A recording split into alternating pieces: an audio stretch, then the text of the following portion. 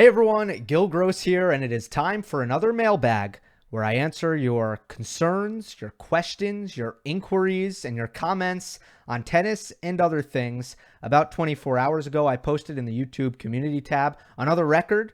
About 170 of you commented. That is so many comments. Thank you guys.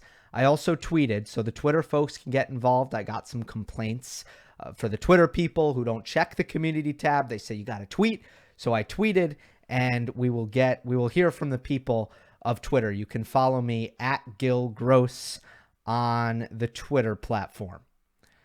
I really appreciate all the engagement on this. If your comment does not get into the show, I will do my very best to respond afterwards just by replying. That it's the least I can do because I do appreciate all the engagement. I know that I will not be able to get to everyone here. So let us begin with Twitter. And I will pull that up now. First one from Brandon Daniels.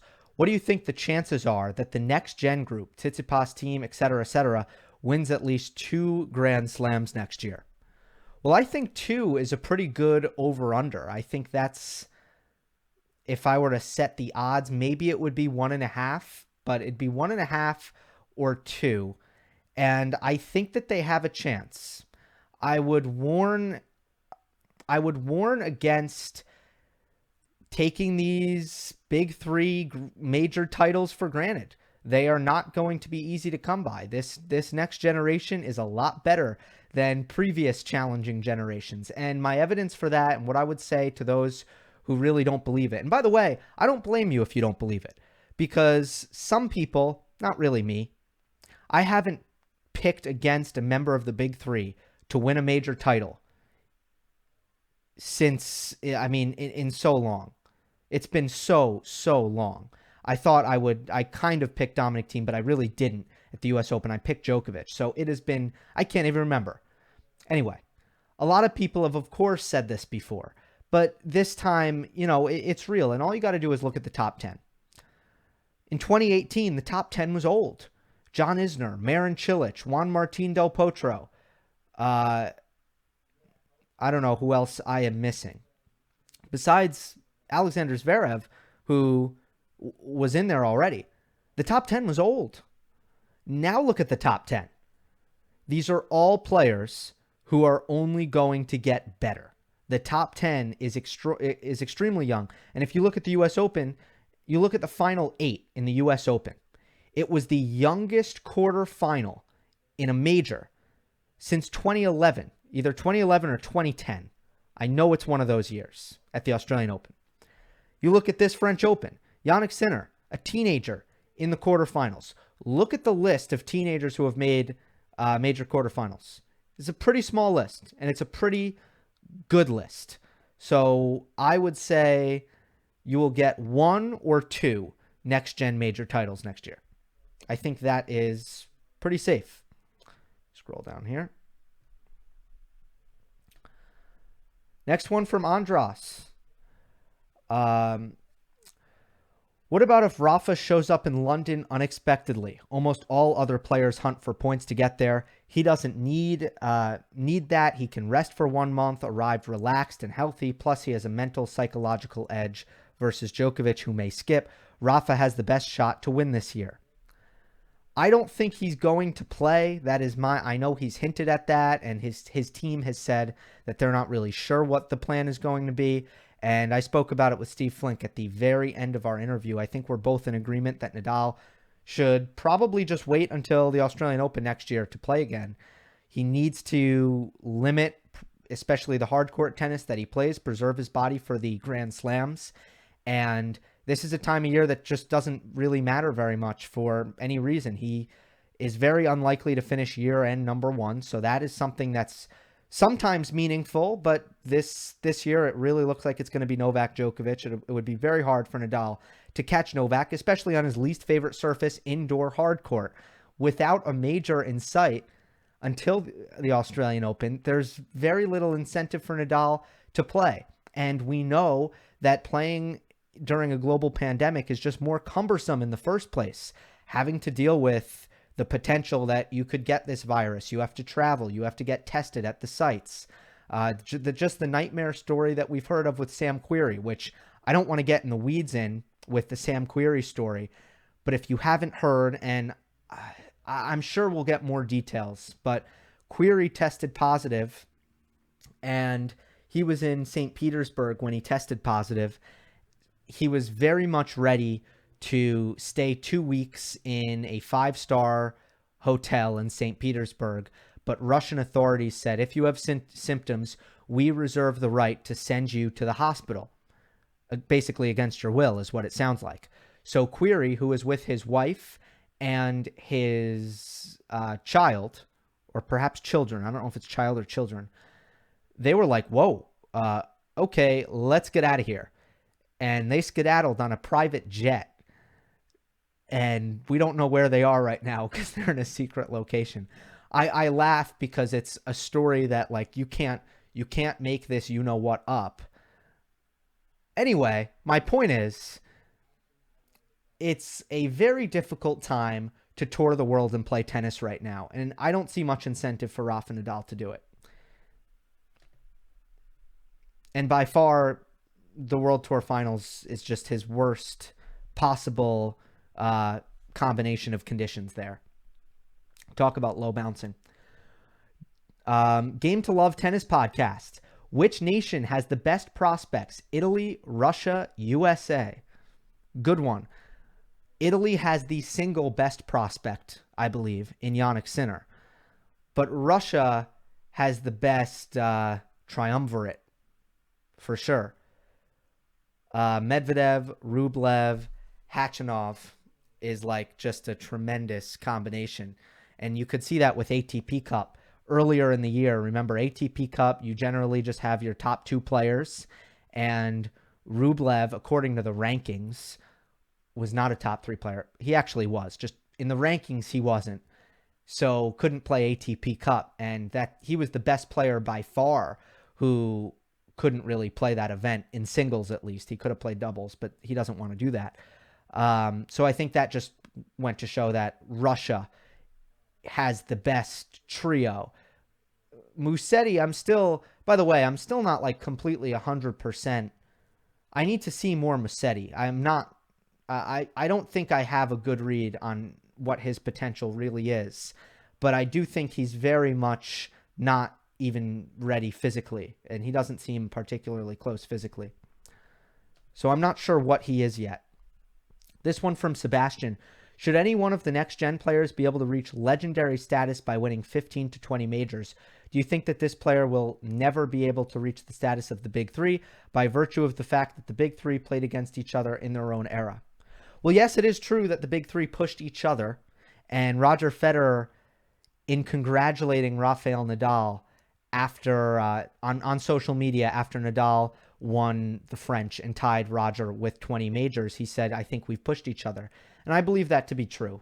Very much true. Just like siblings will push each other. It's why you see a lot of siblings who are, both strong at a given sport. Oftentimes the younger sibling is better because the older sibling beat him up and whipped him into shape. But I do believe that is true. However, I don't think that has anything to do with the answer to this question, which is no. I don't think that any of the next-gen players are Federer, Djokovic, or Nadal. I think that's abundantly clear. Now, that doesn't mean that they're not going to start to beat diminished versions of Federer, Djokovic, and Nadal. I'm not saying right now they're entirely diminished, but I'm saying they will be at a certain point. That is going to happen. And then just because... And then look, they're going to lose to some people. They're going to lose some tennis matches. They're going to lose some major finals, some semifinals, some matches that we are so used to them pulling out. But at this point in time, it is clear none of them are all-time generational greats, with the exception of perhaps Jannik Sinner, it's a little bit too young to tell for Sinner. Because Federer and Djokovic, for example, they didn't really emerge. Sampras didn't really emerge until, a little bit later on. When did Sampras won the US Open really young, but then he took 2 years to really be consistently great. I don't know.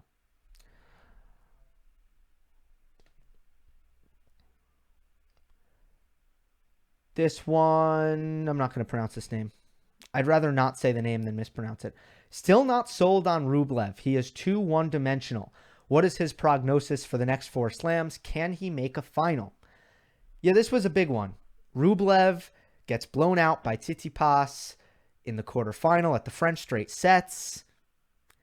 And people are like, oh, Rublev is one-dimensional. Sure, fine. I see where you're coming from if you're going to call Rublev one-dimensional. Let me just say this. That one dimension, it's a really good dimension. I'd love to have that dimension. Many players would love to have that dimension. I mean, we're talking just sustained aggression off both wings from the baseline. Consistent, powerful, finds great angles, gets great RPM, unbelievable racket speed, good, solid, fluid movement, good returner. It's a good dimension. I like that dimension. That dimension is going to take him very far. I get what you're saying. He doesn't have a backhand slice. He doesn't hit a drop shot. He doesn't have great volleys. He does need to improve that for sure, the transition game. He needs to get to a point where he can hit an approach shot and go to the net. Don't get me wrong. Yeah, the defense could be a little bit better. The serve needs to get better. But there's time for that to happen. The point is his foundation is incredibly strong.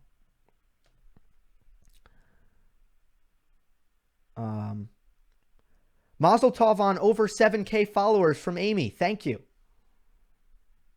Appreciate that.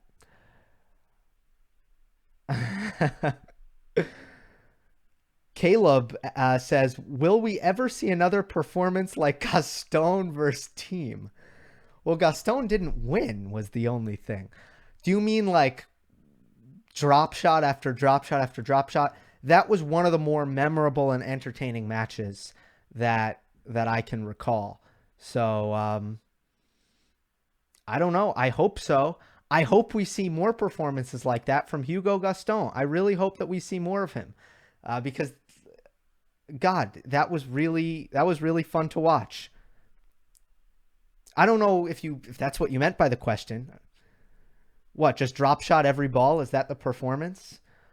I hope we see that again. Lynn Knott asks, do you think Stefanos Tsitsipas should bring in another coach, either instead of or in addition to his father? My short answer to that is yes. I kind of do think I do think that he should look into that. Just because I think it's always good to get different voices and to experiment and to tinker. And I mean, so far it just seems like, look, he's getting better and better, but it seems like that might be wise. I don't have much to back that up. It's kind of a gut. It's kind of a feeling, but I would say it's a bias towards trying new things and to getting, more voices and opinions in your ear.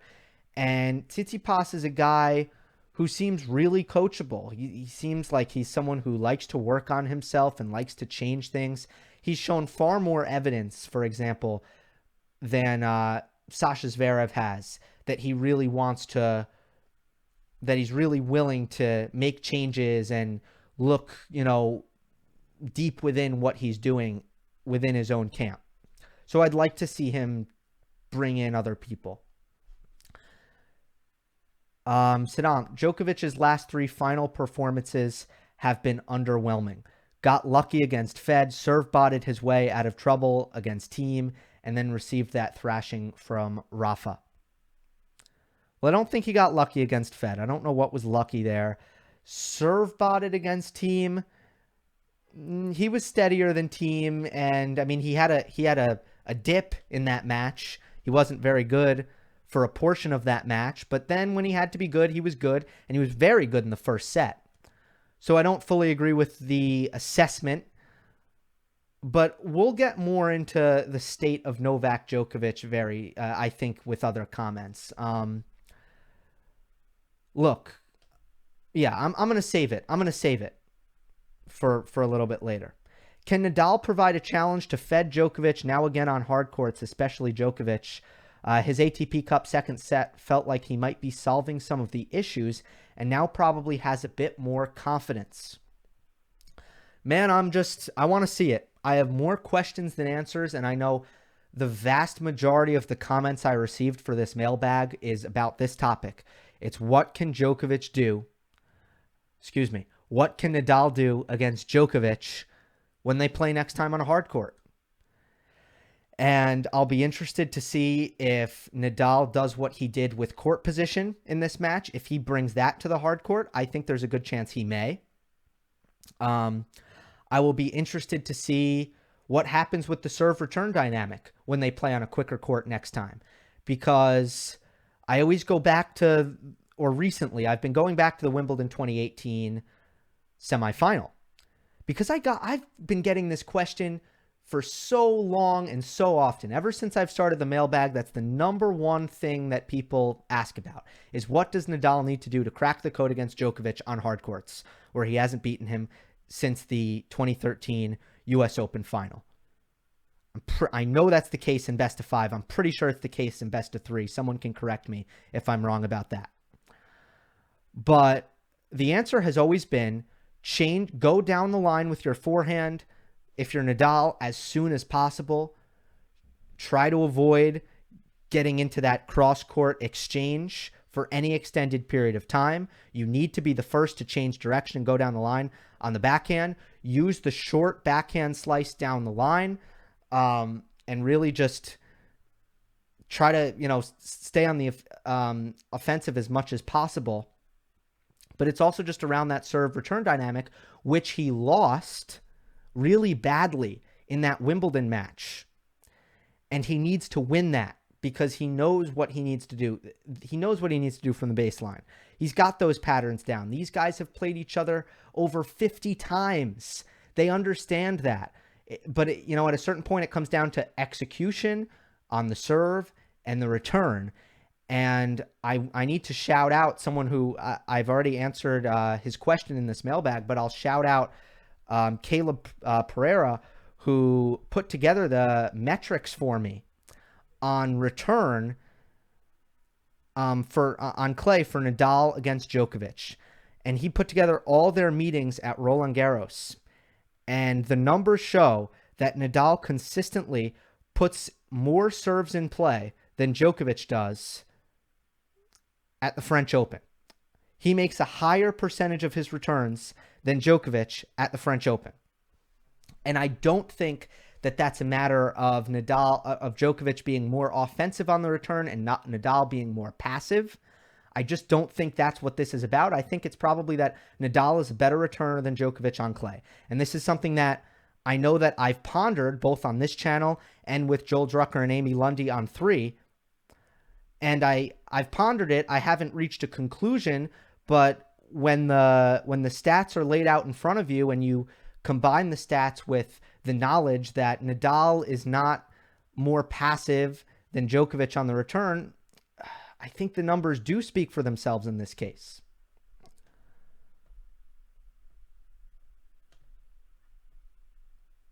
We continue on. Almost done with Twitter. Almost time to go to YouTube. Should there be a year-end number 1 this year, since 70% of tour-level events were not played this year and because of the new rankings point system? I don't know how they're deciding year-end number 1. Are they doing it based on the race to London, which would be who accumulated the most points in 2020, or are they doing it on the ranking system, which would be who ends 2020 as the number 1 ranked player in the world? By my calculations, that could be 2 different players. I can't answer this question because I don't actually know how they're doing it. Should there be a year-end number 1, though? I guess my thought is yes. I think whoever ends this year with the most points deserves to be rewarded for that. I mean, I don't think they should just skip a year.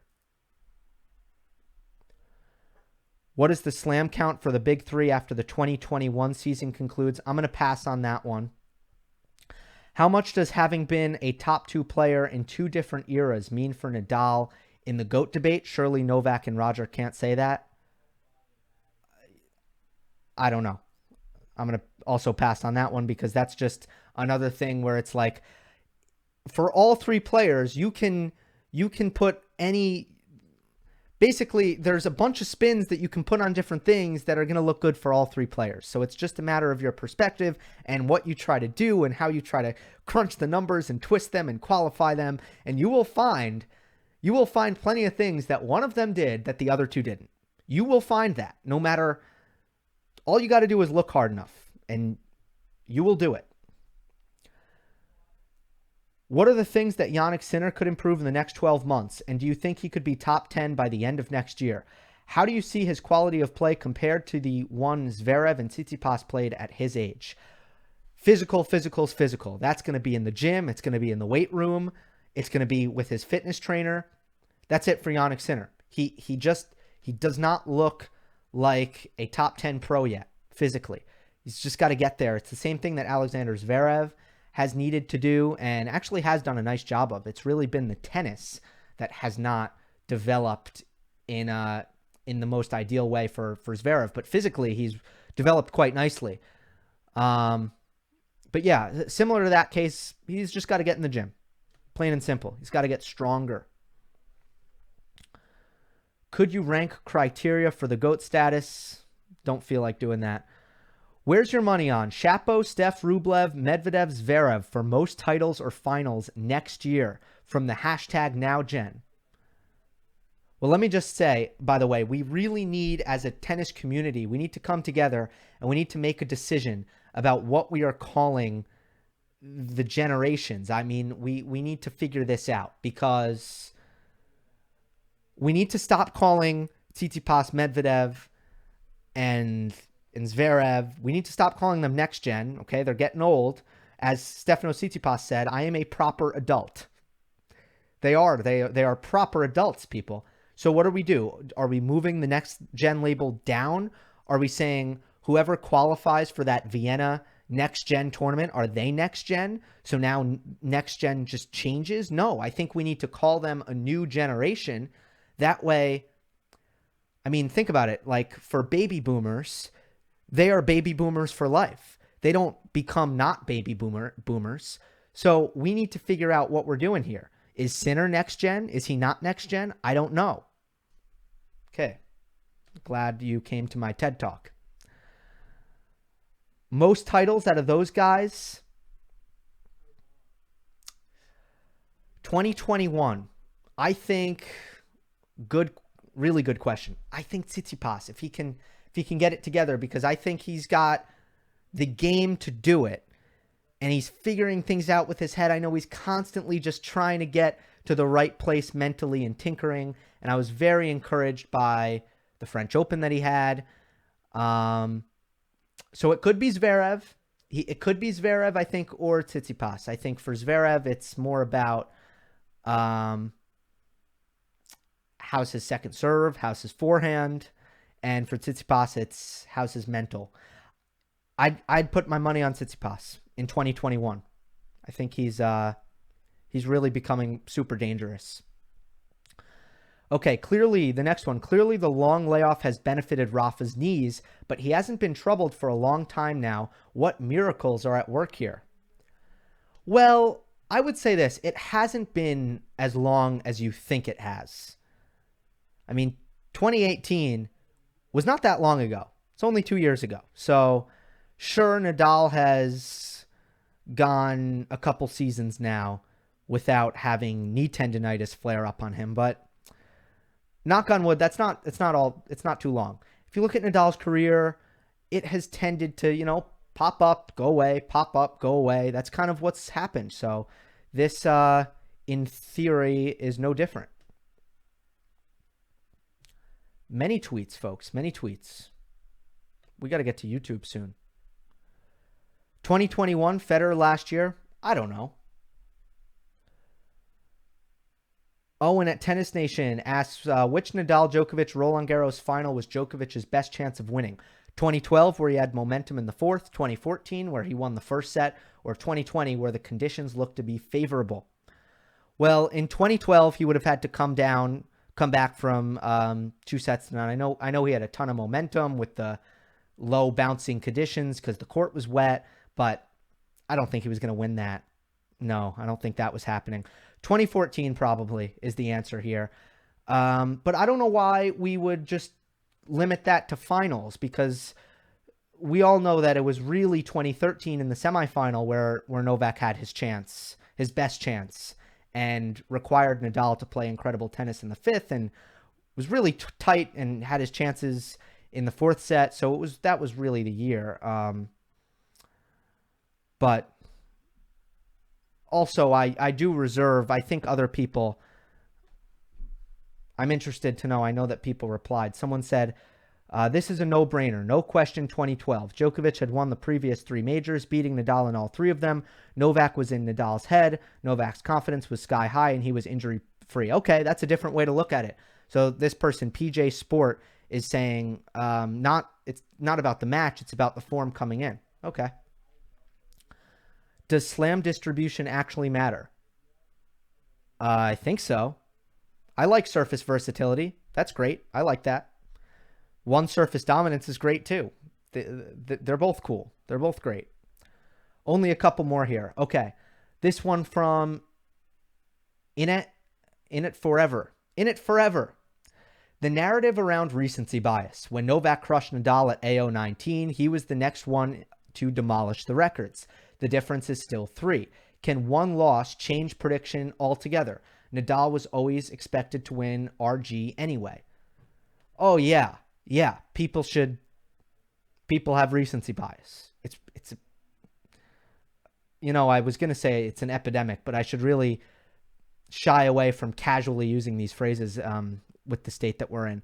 But people have bad recency bias. I will try my best not to have that and to stay calm. Yeah, but I mean, think about what people thought when Djokovic hit the lines judge at the U.S. Open. I mean, people were saying that this was like this big roadblock in Novak's career. No, it's not. He's just going to go win Rome. Then he's going to make the final of Roland Garros. It's not going to be this big roadblock. So, yeah, people overreact to singular results. Last one is from Vamos Girl.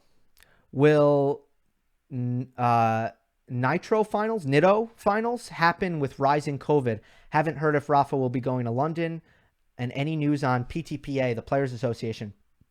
I haven't heard anything about the PTPA. I hear the NextGen finals is in danger, but I don't have any original or factual reports to offer you on that one, unfortunately. All right, let us go to the YouTube community tab.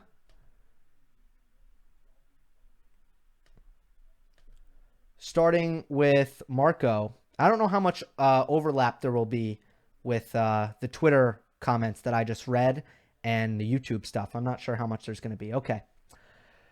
This is the first time Djokovic has lost to Nadal at a slam since the French Open in 2014.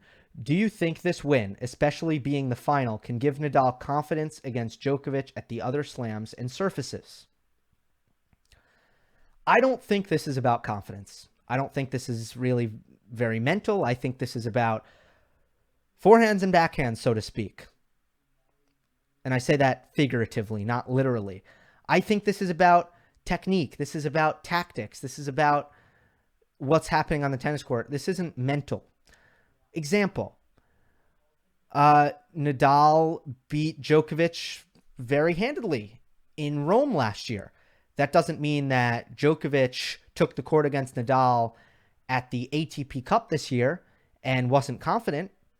No, I think he felt very confident given the way he's beaten Nadal on hard courts consistently. So if Nadal beats Djokovic next time they play on a hard court or a grass court, I don't think it's going to have anything to do with the 2020 French Open final. It's going to have to do with Nadal playing better tennis and finding a plan. And I mentioned this earlier in the mailbag, so I'm not going to repeat myself, but this is going to be about Nadal flipping the serve return dynamic and probably defending a little bit better than he did at this year's ATP Cup and being confident, having a great forehand day and being aggressive on the backhand and just, playing really good tennis. That's what it's going to be about. I'm Now, I don't want to sell this short. I am so eager to see the next time they play on a hard court. I'm so fascinated by that. I really want to see how Djokovic handles it, how Nadal handles it. I mean, I can't wait. I can't wait to see that, assuming we will see it.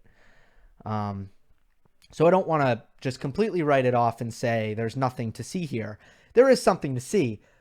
I would just caution against the confidence narrative. I mean, what is it? Again, they have played over 50 times. Djokovic has a slight edge in the head-to-head.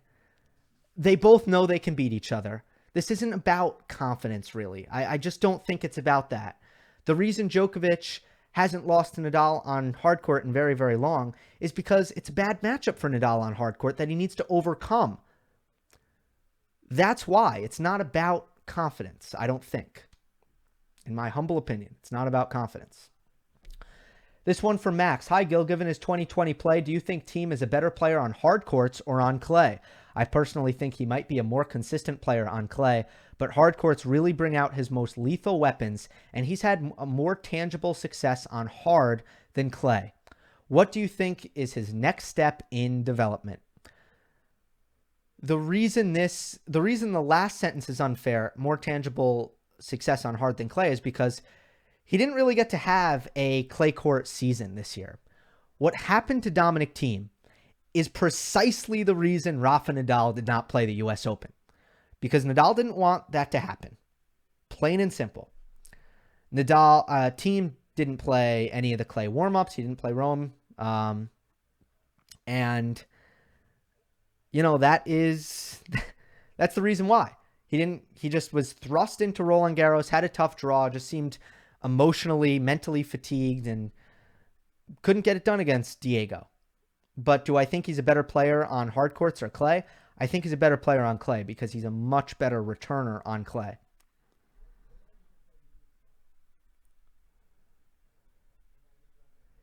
Is Australian Open 2021 a must-win for Novak to close the gap?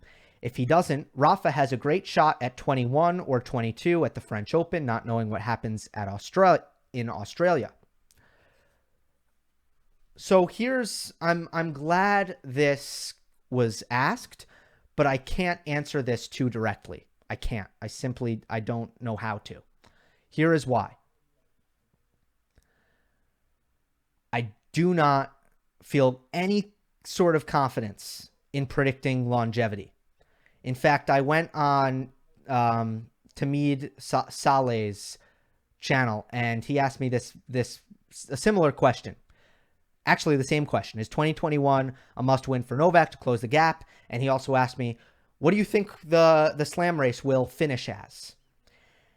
And I answered it. But I did so with no degree of confidence. 0 degree of confidence. Because longevity is so damn impossible to predict. Think about it with Nadal. How could we have known that Rafa Nadal was going to get to 20? How could we have known that Roger Federer was going to get to 20? Because we had no way of knowing that they were going to play this well into their 30s. I don't care how smart you are. I don't care. It didn't mean that it was no reflection on how well you knew tennis. You just don't know. It is a total guessing game. Longevity is a guessing game to me. And smart tennis people thought they knew with Nadal, and they said, no, it's not a guessing game. I know that Nadal is not going to last into his 30s because he trains too hard and he plays too physical a style. That's what they said. Didn't they say that? Hand up. I'm guilty. I am 100% guilty. If you asked me 7-8 years ago, I remember talking about this. I remember talking about this in 2012, 2010. And, I think I made a bet with one of my good buddies.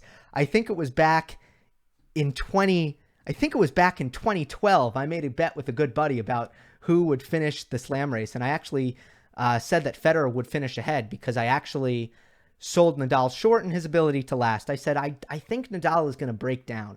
I think with all the injuries, he's not going to last. So I'll just say this. I learned my lesson. No more predicting longevity. I don't know how long these guys are going to last. I don't know how Roger Federer is going to come back from his knee surgery. I don't know if Novak Djokovic is going to have one more 2-year, 3-year, 4 good years. So what's the answer to this question? What's the answer to this question? Is Australian Open 2021 a must-win for Novak to close the gap? That depends on what Novak's window is. If Novak's window is 2 years, it might be a must-win. If Novak's window is 5 years, then it's definitely not a must-win. You see how this gets hard? You see how you can't answer this? I want to give the answers. I really do. I don't want to just take a question and make an argument about why I can't answer the question. It's not what I want to do. But I also don't want to shoot fish in a barrel here. And I don't know how long Novak Djokovic has at the top. I will continue to make observations about the state of Novak Djokovic's game as it pertains to his aging. But that is all I can do. This next one from SJ. Do you foresee another change in the Nadal-Djokovic rivalry because of this win? Nadal lacked confidence against Djokovic because Djokovic trashes him 7 times when he was at his worst in 2015-16. Since then, he hasn't gotten many opportunities for confidence-boosting wins. I think he played this tactically perfectly for the first time maybe since 2013. Do you foresee some Nadal wins against Djokovic on hard courts and grass? How much does this hurt Djokovic's chances at reaching 20 Grand Slams? Okay, there's a bombardment of questions here, so let me take it one at a time. So the first one, do you foresee some Nadal wins against Djokovic on hard courts and grass? I think that depends. Again, I think that depends on the serve return dynamic. I think traditionally Novak has just won that.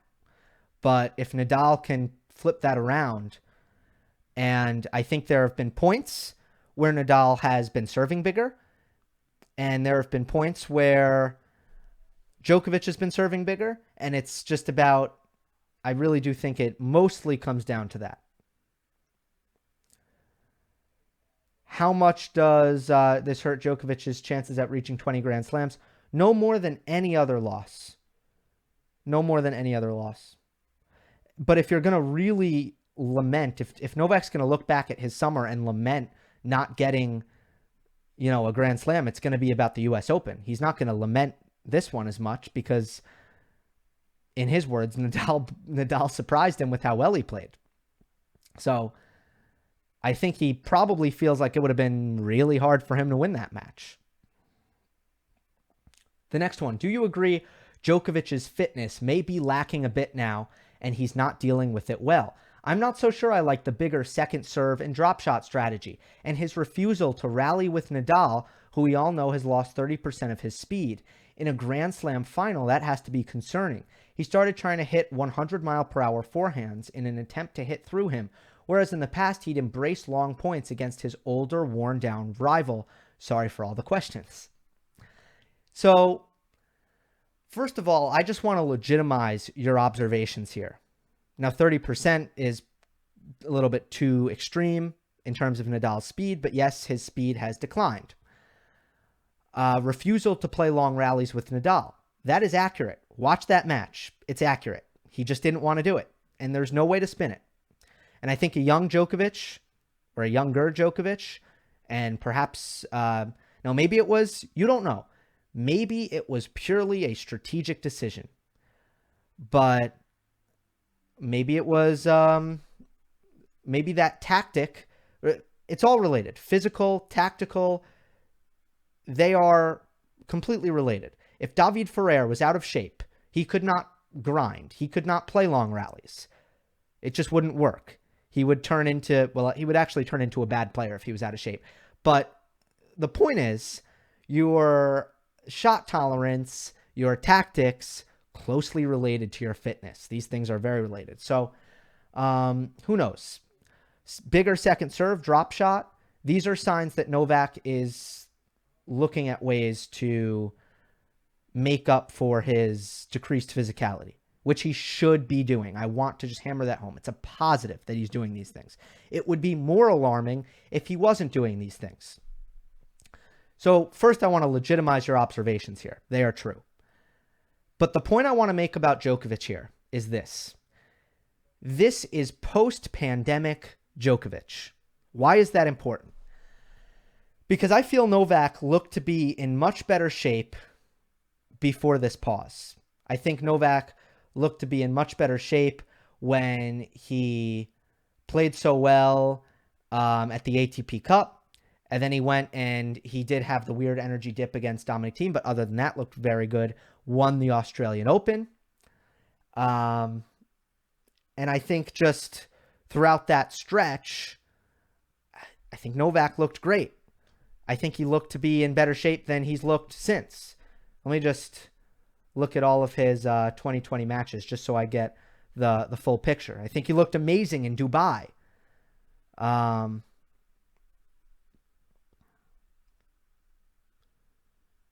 But then ever since then, and, you know, even in Cincinnati, think about the way he won Cincinnati. Think about the way he won Rome. Novak wasn't 100% in these tournaments. He won them ugly. He won them with, I mean, his assets, yes, but what was kind of the takeaway from that is that Novak still has this unbelievable ability to win matches by being mentally tougher than his opponent, right? So let's kind of separate that, and let's see how he looks when he's got another off season to recondition himself. In my opinion, he was incredible. He drew great motivation. He drew motivation from this being the 2020 Tokyo Olympic year, and he wanted to be in tip-top condition for those Tokyo Olympics. And the fact that the tour went on pause and then they came back for the US Open and there were uncertainty and Novak didn't even know how he was going to play, that's demotivating. And if Novak let himself get out of shape, it's no wonder that he is in worse condition when he comes back. So the observations you are making about Djokovic's fitness are 100% true.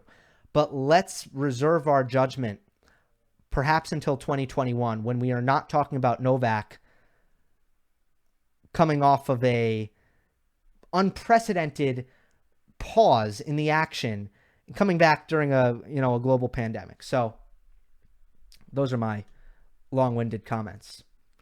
Andrew Brooks asks, should people shut the hell up about the GOAT debate until they retire? Probably.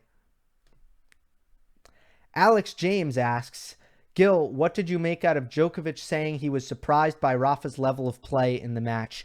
Surely he wouldn't have expected anything else from Rafa in a French Open final. I think if Novak were a little bit, it's 50-50. I am surprised he said that. And when you first hear that, you kind of say, like, how could you possibly be surprised? He's won the thing 12 times. Now he had won it 13 from the, after the post-game press conference, but coming in, right? So how could you possibly be surprised coming into that match? Well, maybe it was just that astronomical. But it wasn't the level that Nadal reached that was so impressive. It was the period of time in which Nadal played it. And I honestly believe Djokovic was waiting for Nadal's level to drop. That is not atypical for tennis players. That happens all the time. Players will often, when they're playing, especially when, Nadal has said it about Federer. Nadal said in his autobiography that sometimes he just needs to wait for Federer to start playing worse. Otherwise, he's unbeatable for portions of time. And for really 2.5 sets, Nadal was just flawless. It took until, I think I wrote a note, maybe it was at 2-1 in the third set, Nadal made multiple errors in a game. And I wrote, this is the first game where Nadal played like 2 bad points in a single game. Like, it was so absurd that I think maybe we should give Djokovic a break on this comment. Maybe we should say, yeah, it was that ridiculously good that I don't blame you for being surprised. With that being said, it did sound pretty funky. I can't deny it. Rainfred Romero, since it is the first time to break through the top 10, what are Schwartzman's abilities, which are either aided by or compensate for his lack of height? The number one thing is movement. That is aided by his lack of height. Can't think of a lot of players. Can anyone, and you can comment it if you can think of it, can anyone think of a short player who doesn't move well? It's pretty difficult to think of. Now, I would say Fabio Fenini is one guy who really rests on the laurels of his unbelievable ball striking. And he's not like much of a defensive wizard, but he's still very quick around the court. So Schwartzman is aided by his movement. How does he compensate? Ability to take the ball off the rise. So he's got less power, but he still can be an offensive player. So we've talked about his defense. Unbelievable defensive skills. Just tremendous. But of course, you also need offense, and he does that by taking time away. He's so talented in his ability to take the ball off the rise, and that requires a superior level of timing and hand-eye coordination. It just does. It's so much harder to do. Anyone who plays tennis knows this. And if you take a lower level player, like let's say a player who just learned to play tennis, they can't take the ball on the rise. Just observe that. Why? It's harder. So we take it for granted. The pros are able to do that at varying degrees of success. But Schwartzman takes the ball on the rise so well. That's incredibly important. What's another thing that he compensates? So that's a compensation for less power. Less power, take away time. That makes up for it. Another compensation. The return is fascinating. The return is one of the marvels, the modern marvels of men's tennis is the Schwartzman return. It shows that the return is not so much about reach. No, Novak Djokovic, so hard to ace, so rangy that, yes, he is aided by his reach. But Schwartzman shows you don't need good reach to be a great returner of serve. Schwartzman just somehow tees up that shot so well. What I would say is he has some of the best... He has some of the best racket talent on tour. He's just an unbelievable pure ball striker. But congratulations to Diego Schwartzman for cracking the top 10. That is an unbelievable accomplishment at his height, and I applaud him. And what a great job. Swagat has two questions for me. What do you think Novak could have and should have done differently against Rafa tactically in the final? I'm not saying it would have definitely worked, but I would have liked to see Nadal. Nope. I would have liked to see Djokovic try to play defensively and cut down the unforced errors. Again, you don't know if that would have worked or not. There's no way of knowing. But maybe putting that kind of pressure on Nadal would have gotten Rafa out of the zone. Maybe it would have gotten Rafa to start playing worse if Djokovic could have really sent the message across the court that he wasn't going to miss and that he was going to make Nadal work really, really hard to finish every single point. He never got to that point. Instead, he tried to really take matters into his own hands. He tried to take the racket out of Nadal's hands. And I would have liked to try to see him play more defensively, just as a change-up, just as a tinker, an experiment. 2, is it just me or has Novak become more interesting and more entertaining to watch now that he's improved his touch, his volleys, his drop shots, and a slightly better forehand? I think so. There was a point in time where Djokovic was keeping it pretty simple on the court. I think 2018. And I think he is mixing it up and playing with more variety now, which is always fun. Bruno Alves, you should talk a little bit about the ranking system this year, both the weekly ranking and the race. I know this year they are the same, but you could explain in more detail and also give your opinion on it. I personally think it is not correct to have the year-end number 1 use rankings points from 2019. It should only be points from 2020, in my opinion. So I said earlier in the mailbag, I agree. The year-end number 1 should only be about 2020, but the ATP rankings, which is, by the way, much more important than the year-end number 1, that should be, I agree with the way the ATP handled it. You simply cannot punish a player for not being comfortable with traveling. You can't punish a player if their home country does not allow them to leave or come back due to the pandemic. And I also have trouble seeing, players punished in terms of rankings points for in the case that they test positive. I don't know. You need that safety net. It is not dissimilar to large companies and small companies allowing their employees to work from home. These are just simple courtesies that I think all companies are affording their employees. Tennis players are not employees. Yes, they are not. But still, I think it is a good, and it's not perfect, but I've said in the past, I think this is the best solution. Couple more here, folks. Do you think if Djokovic had beaten Tsitsipas in straight sets that he would have had more of a chance against Nadal, or was Nadal just too good in the final? Again, my read on Novak Djokovic's energy level was that he was discouraged by the way Nadal was playing. That was my read on it.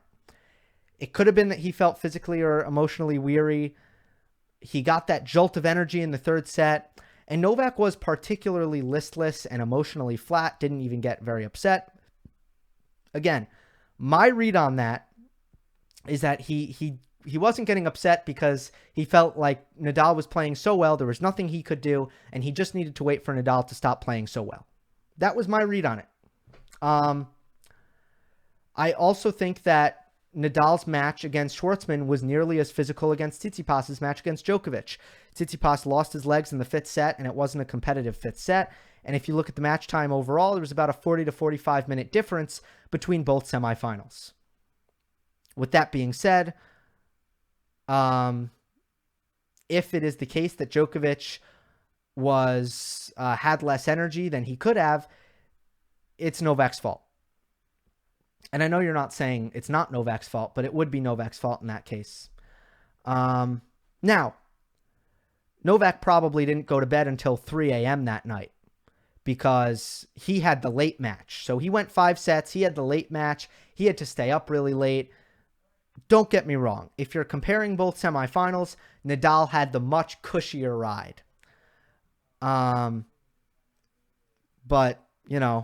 my read on it is that is not the reason for Djokovic's low energy.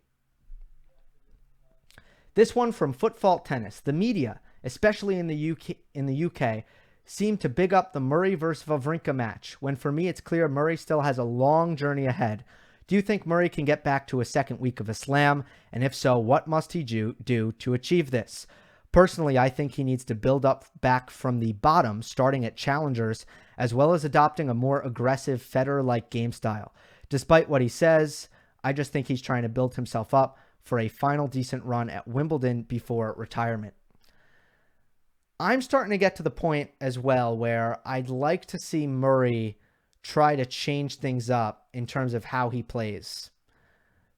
Because from the very jump, coming back from hip surgery, it just seems like the same old Murray, playing quite defensively and really just putting himself in positions where he's going to do a lot of running and a lot of grinding. And it's been a pleasure to watch him back on the court. The way he fights so hard and he cares so much and he wears his emotion on his sleeve. And he still has great skill that he's able to deploy with less consistency than we're used to.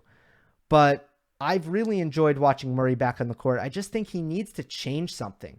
So far, he's just playing like the Andy Murray of old. And it was a style of play that worked really well when he had his full,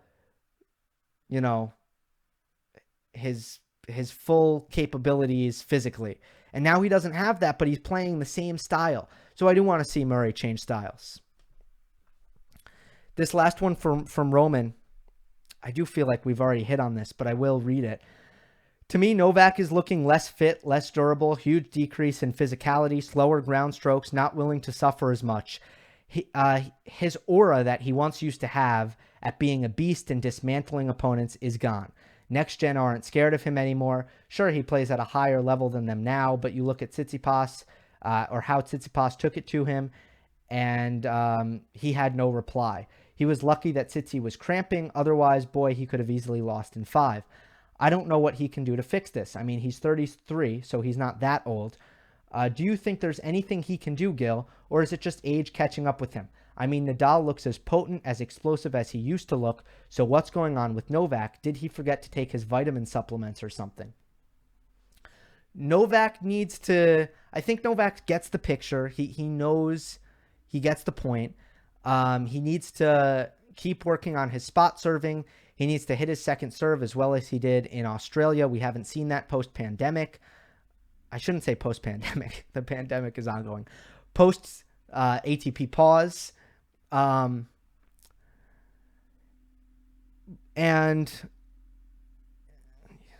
it's hard. I don't know if he can get more out of his forehand or not. I don't know. We got to see. But I do think that he, again, what I would reserve, I would go back to what I said in the beginning. I really want to see how he looks in 2021. And does his cardio, his ability to play long rallies, his durability, does it look better? Because I cannot argue with you if you say that Rafa Nadal is a little bit more equipped to keep points short than Novak Djokovic as they age.